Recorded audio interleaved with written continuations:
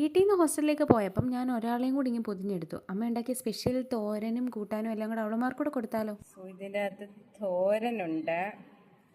തോരൻ, ഇത് അവിയൽ,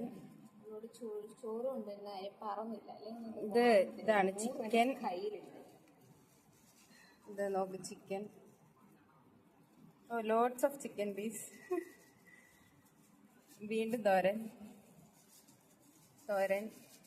തീയൽ.